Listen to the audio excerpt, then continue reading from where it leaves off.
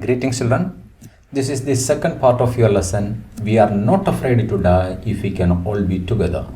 This is for class 11 CBSE students.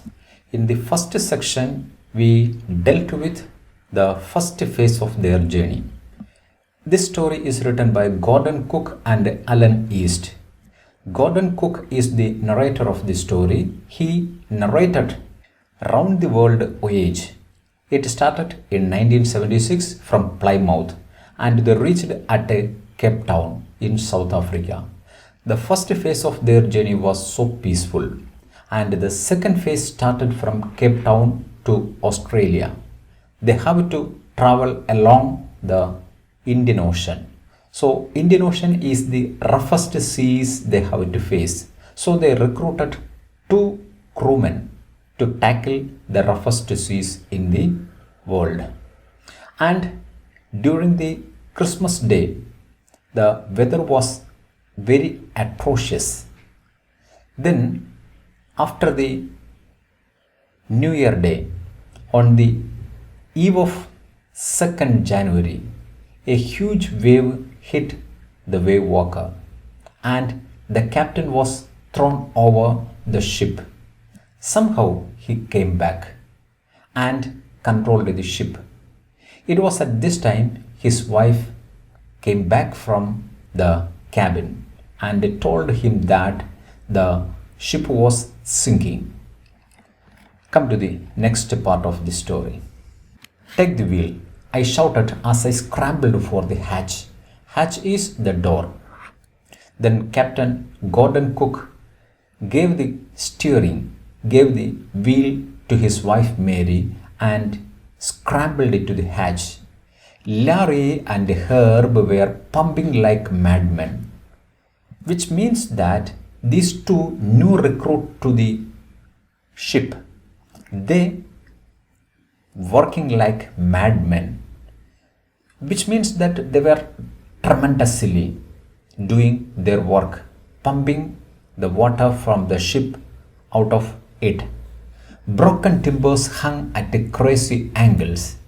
As he checked, he could see the broken timbers of the starboard side of the cruise. The whole starboard side bulged inwards. This also he noticed. The starboard side, the right side of a ship is called the starboard side. The starboard side of the vessel was bulged inward because of the huge wave hit. Clothes, crockery, jars, tins and toys sloshed about in deep water. Sloshed about in deep water here means they were moving like the toys. All their clothes, crockery, jars, everything that they kept in the cabin, they fell down and now floating in the deep water. He observed all these things.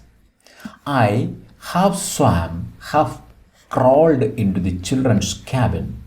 Then he wanted to know the condition of his children. Half swam and half crawled.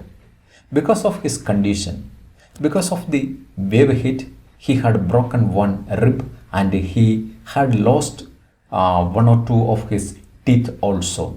Now he crawled. He was in such a physical condition. He swam, half swam and half crawled into the children's cabin. Are you all right? I asked. Then Gordon Cook inquired about their health. Yes, they answered from an upper bunk. They answered it from an upper bunk. Look at this picture. This is the upper bunk in a ship. The children, Susanne and Jonathan, they told him they were all right. But my head hurts a bit, said Sue. Sue is Susanna, 7-year-old girl. But my head hurt a bit.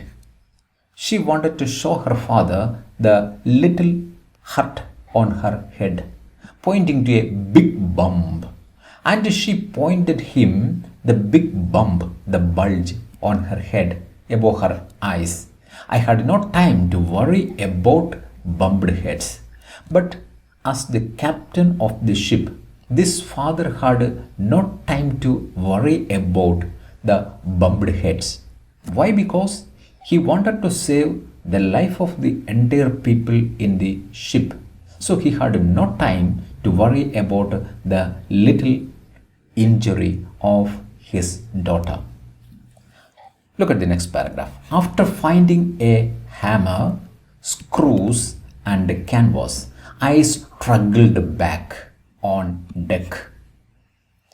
Then he left the children's cabin and went to the storage room, and he took a hammer, some screws, some nails, and a canvas cloths that prevent water to go in.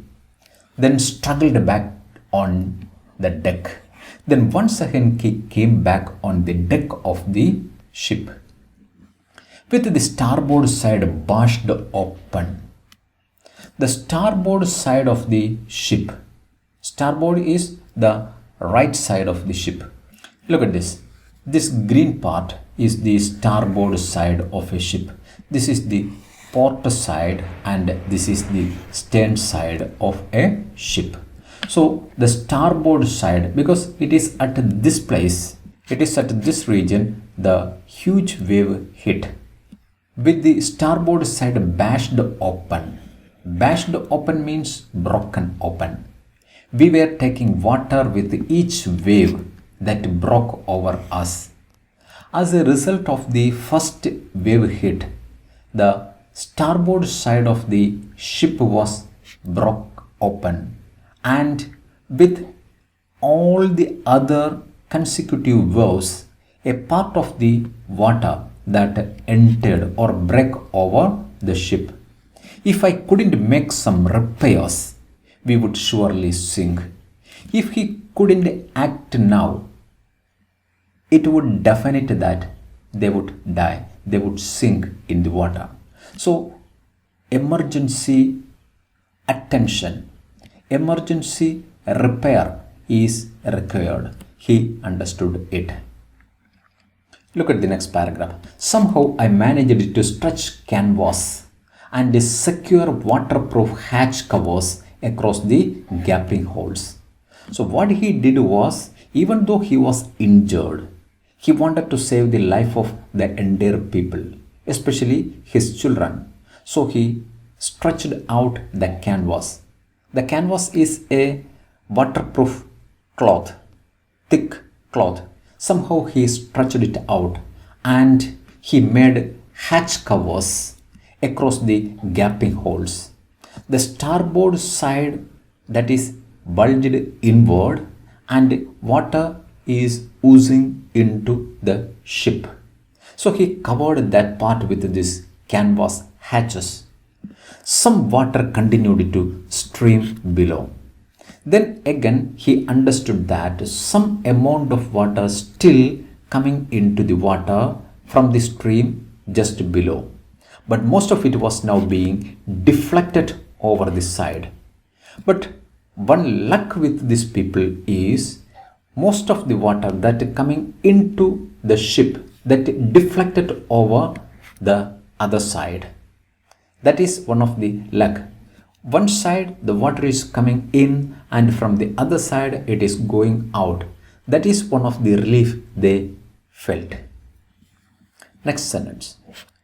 More problems arose when our hand pumps started to block up with debris floating around the cabins and the electric pump short-circuited. Disadvantages happened to these people one after another. Look at that. When their hand pumps started to block because of the debris. Debris means all that waste materials that floating in the water that got stuck in the pump and it stopped working. The cabins and electric pumps short circuited. Then another problem aroused. The electric pump short circuited. It stopped working. So all these problems started coming one after another. the water level rose threateningly. So they realized that the water level inside the ship was rising threateningly. The water level rose threateningly.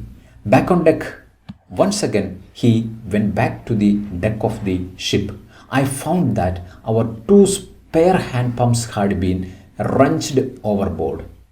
They had already kept two spare hand pumps, but they had been wrenched overboard.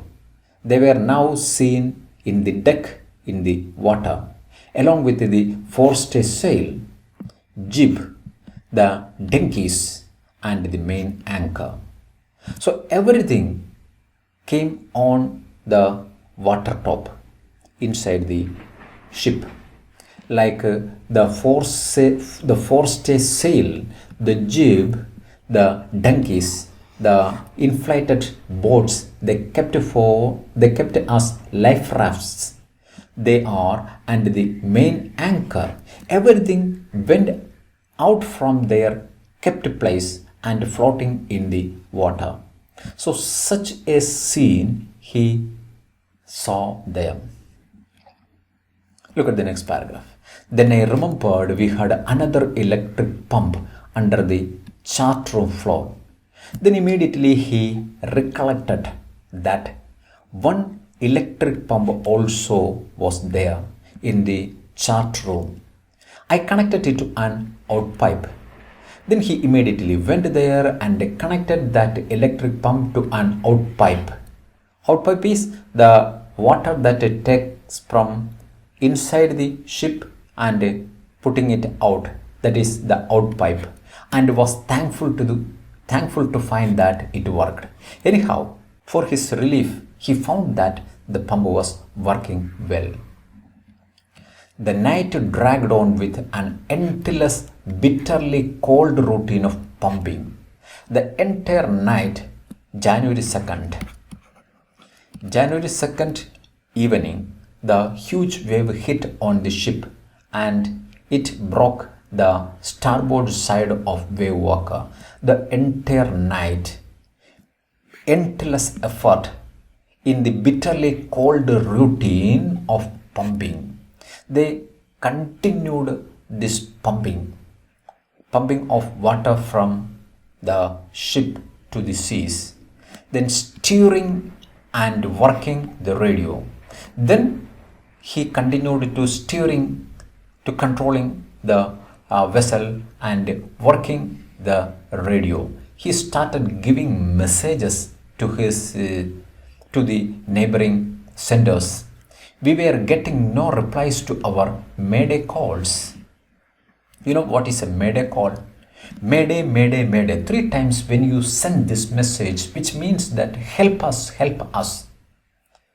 So when your life is in danger, especially when you are in a ship or in an aircraft, you send the message by giving the word mayday.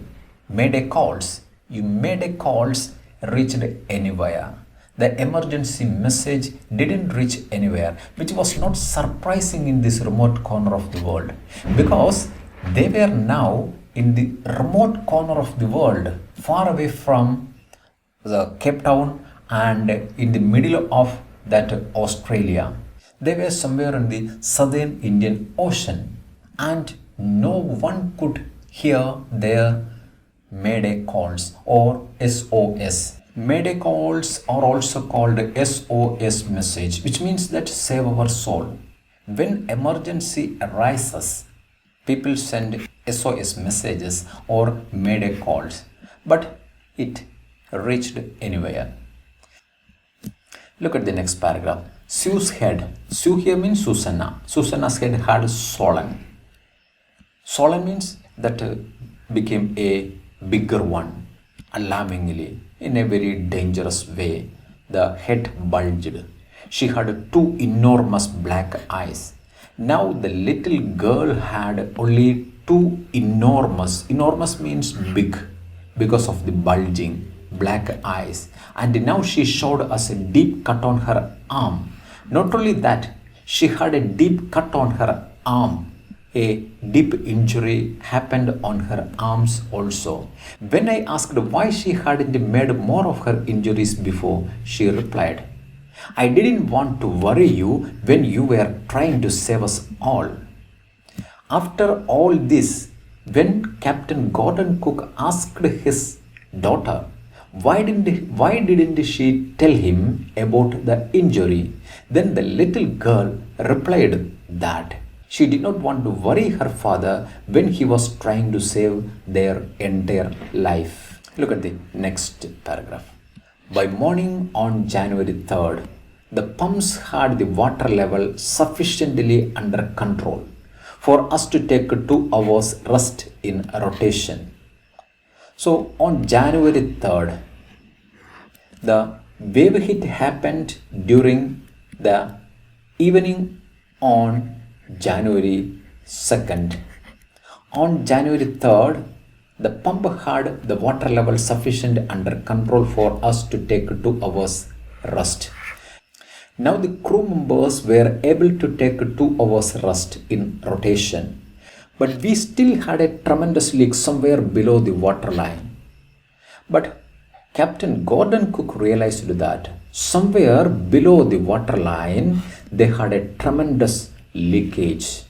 Tremendous means at a large quantity, at a big quantity leak somewhere below the waterline. So this leak below the waterline is very dangerous. Below the waterline means the part of the ship that went downward of the seas, that is the waterline. Look at the picture. This is the waterline and this part goes down the water. So this is the water line. Somewhere here is the leak in the starboard side. On checking, I found that nearly all the boats' main rib frames were smashed down to the keel. When he went down and checked it, he realized that the main rib frames were smashed, broken down to the keel. Look at this picture. The frames, the planks made of the starboard side, it had broken somewhere and water coming into it. So look at this structure. These planks, plank 3rd, plank 2 and plank 1, and they are all fitted in the keel. That is the main structure of a ship, and these planks had smashed, he realized, smashed down to the keel. In fact, there was nothing holding up a whole section of the starboard hull except a few cupboard partitions. In fact, there was nothing holding up a whole section of the starboard hull. The starboard hull of the ship is holding up by the cupboard partitions. Nothing else was there. It was their luck that the ship was completely demolished. Still, the cupboard partitions that held the starboard hull proper way, the starboard frame in a proper way. Look at the next paragraph. We had survived for 15 hours since the wave hit. So they passed 15 hours after the wave hit. But Wave Walker wouldn't hold it together long enough for us to reach Australia. But this Wave Walker couldn't hold it together. Hold it together here means to keep in its exact healthy condition to reach up to Australia. It was impossible to go with such a hull, such a starboard hull. They couldn't move up to Australia. Look at this picture. They started their journey from Plymouth and they reached Cape Town. And from here they started their journey around 3,500 kilometers they passed. Then they have to reach at Australia here. But somewhere here this wave hit happened. They couldn't reach Australia, up to Australia with this damaged starboard hull. This realization made Captain Cook to think about other ways to survive.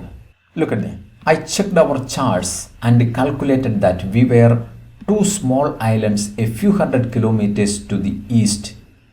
Then immediately he went to the chart room and looked at all the charts there, and he found out that somewhere near their place they could find two small islands in a few hundred kilometers to the east.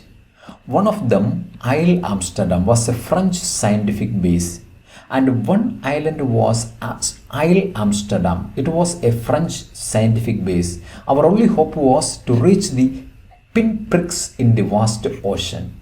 So the only hope left with Captain Gordon Cook and the entire crew was to find out one of these pinprick in the vast ocean. Pinpricks in the vast ocean means very insignificant two islands. One is Isle Amsterdam and yet another one. They wanted to find out any one of these islands. But unless the wind and the seas abated so we could hoist sail, our chances would be slim indeed. But unless the wind and the sea abated means to decrease the condition. Look at the word abate. Abate means something unpleasant or severe become less intense. That is abate. If the weather in the southern Indian Ocean did not abate, they could not even find out the two isles a few hundred kilometers away from where they were now. Synonyms for abate are subside, die down or die away or die out, or drop off or drop away, or lessen, or ease off, or let up, decrease, diminish, moderate, decline or fade, dwindle, slacken or recede. These are the synonyms of abate. Abate means to become less intense.